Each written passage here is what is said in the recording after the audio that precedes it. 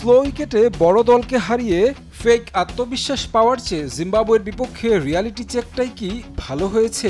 এমন পারফরমেন্সের পর অন্তত বিশ্বকাপ ঘিরে কমেছে ভক্তদের প্রত্যাশার চাপ। 2021 সালে ঘরের মাটিতে স্লো উইকেট বানিয়ে নিউজিল্যান্ড ও অস্ট্রেলিয়াকে হারিয়ে প্রত্যাশা বাড়িয়েছিলেন টাইগাররা, কিন্তু মূল মঞ্চে বাজে পারফরমেন্স ছিল বাংলাদেশের। এবার অবশ্য তা করেনি বিসিবি। জিম্বাবুয়ের বিপক্ষে খেলেছে স্পোর্টিং উইকেটে, আর তাতেই ফুটে উঠেছে টাইগার ক্রিকেটের করুণ চিত্র।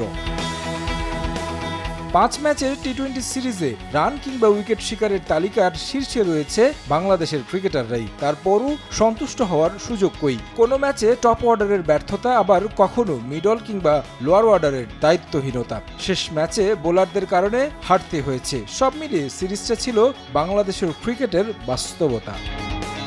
সিরিজে সর্বোচ্চ রান সংগ্রাহকের তালিকায় চোখ রাখলে সবার উপরে রয়েছেন টাইগার ওপেনার তানজিদ তামিম। এই ব্যাটার বিশ্বকাপের ওপেনিংয়ে নিশ্চিত বলা যায়। 5 ম্যাচে 160 রান এসেছে তার ব্যাট থেকে। এই তালিকায় দ্বিতীয় স্থানে 140 রান নিয়ে তাওহিদ হৃদয়। 3 ও 4 নম্বরে রয়েছেন জিম্বাবুয়ের 2 ক্রিকেটার।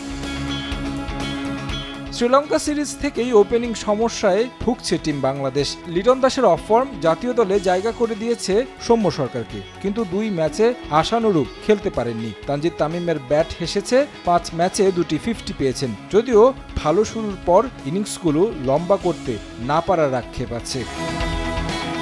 4 ম্যাচ জিতলেও সবচেয়ে বড় প্রশ্ন টাইগারদের অ্যাপ্রোচ। বিশ্বকাপের টেম্পারমেন্টে সিরিজটা খেলতে পেরেছে কি?